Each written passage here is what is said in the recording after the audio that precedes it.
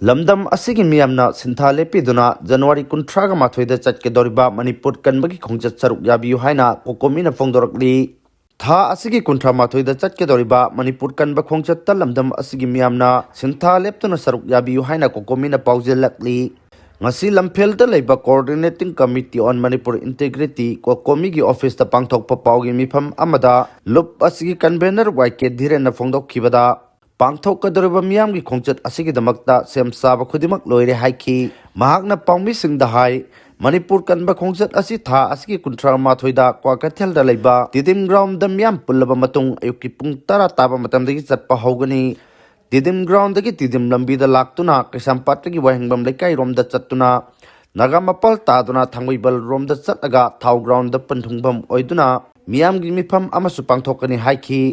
Mahakna makata na hai lamdam asida leiriba tongan ba sinpham singda sinpang liba mipung khudimakna Nongmei oina sintha lepiduna isagi tawdabi yadraba thaudang amani khana saruk yabiyu loinana tangdu laitaba khunai ama ohenna thaudang lokminasi India lengak na lamdam asida sanglaba matam asi irang thohanduna thamli amadi jinkuki narco terrorist sagotuna mioibugi hakyanam sinduna thamli Indiana chatharkliba thong asigi mayokta miyamgi oiba apunba khonjel ama mathau tabana khongchat assistant mani maram aduna yaudaba yadaba amani khanbiduna Kangla purup naiduna unda minariba mipum khudimakna saruk yaduna tangdu laitaba state ama oinaba hon aminasi Indiana chinkuki narco terrorist sing siznaduna irang tholiba silep kadabani IDP sing masagi mayamda hanjilhanbagi mahutta sedangduna leiriba singi mahutta masagi mayamda lehennaba Highway singda maning tamna chatpa phangdriba asisu yahangadabani haiki mahakna makhata na phongdokhibada chatkadoriba khongchat asigedama miyamna lakpa amadi chathok chasinda khudong chanaba transport ki loop singnasu mateng pangbiu loinana lekai lekai gi club organization singnasu angamba isingna chingwa mateng pangbiu haina su phongdokhi GOTIMAYUM PRIYANKA gi yumda warning letter ga konaba hand grenade ama thanamle ngasi ayu angan bada sakhangdaba singna Thobal police station gi manung chanba kiam sifai khongda leiba GOTIMAYUM PRIYANKA apokpa priyo kumar sharma gi yumda high explosive hand grenade ama thanamle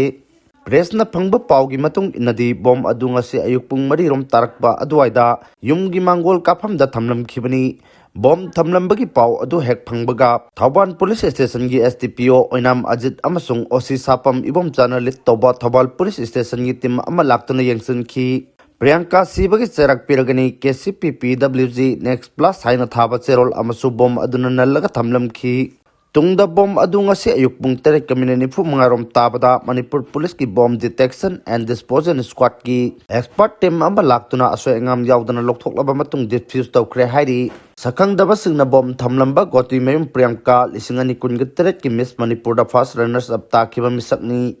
Panba yabadi KCP PWG MC unification mamangda thokhiba statement amada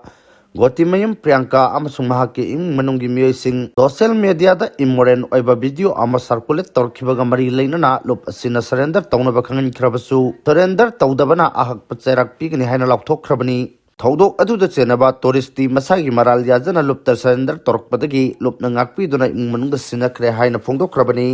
NPO na counter ban torkpadagi COTU na national highway singda kaukhiba matam kaktaba ban gi khongjang hantokre Kangpokpi district ki manung channa leiba wafong village da kuki singna ain kaina yum sajilakpa poppy pambi thajilakpadagi kasomna luchingba Jeliang Rong United Front Jeju app na tha sigi kunga tarukta yum kharamai thadokhibagi mayokta Committee on Tribe and Unity COTU na kaukhiba matam kaktaba national highway thingbagi khongjang ngasi numidang wairamdagi handokre Kuki singna namna taba Kangpokpi district ki Sehjang ni Kathen Manbina singbam fam singda ayuk angan badagi hongna kuki naha kaya thoruktuna lambi thingbagi khongjang changsinki khongjang changsillingai manungda national highway da tangai fadana changdaba yadraba polam sing purga changlappa gari sing lamakhangda panduna leinakhi COTU na thadorokpa cherol amagi matung ina Kangpokpi district ta leiba kuki job frup ki mioi singna khundaba mafam singda matam kayagi mamangdagi gihan khangan bagi thong chathaduna lakhi Kulai paiba miyo singna poppy pambi thaba thingbagi mingda micham miyamda mi paiba pohan bagaloinana khunja sing pung leitana lehenba ngamdabagi thawangbu yaningdaba phongdokpa oina tangai fadana national highway sing thingbagi khongyang changsilakpani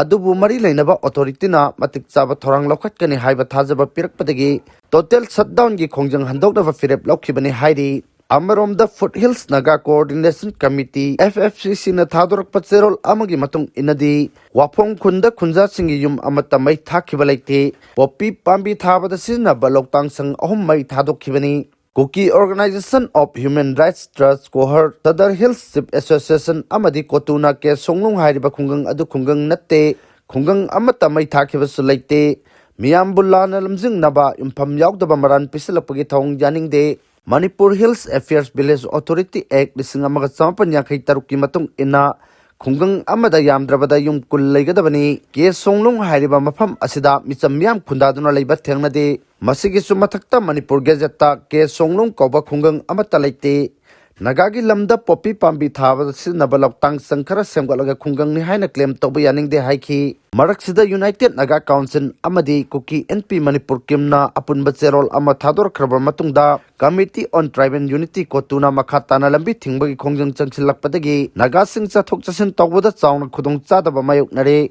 Naga Purukmi Myoisingna ana laing amadi atai tangai fadaba thabak thorum singi chathok chasin tawbada chawna apanba thohle hairi Hiram asigi matangda Naga People's Organization NPO na thadorok pacherol amana hai Kotugi ban asina Naga miyam singda achoba chaithing ama pire joint statement ama thoktuna yasinaba porangnaba thorang laukat kraba phawbada makhatana lambi thingbagi khongjang changchilakpa asi khwaidagi kanba mongda condemn tokfam thoi micham miyamna thengnariba khudong chadaba sing amasung human rights ngoinabagi thong asi yanglaga NPO na khudaktagi counter ban tawnaba firep laure mari leinaba authority singna hiram asida akhanaba miyang changbiduna micham miyambu aki akang yaudana chathok chijin tawba yahannaba thorang lokhatkadabani luraba tanpham asida miyamna apunbagi saktam sagatuna NPO gi firep asida mapungphana cooperation pibinaba appeal tawrakli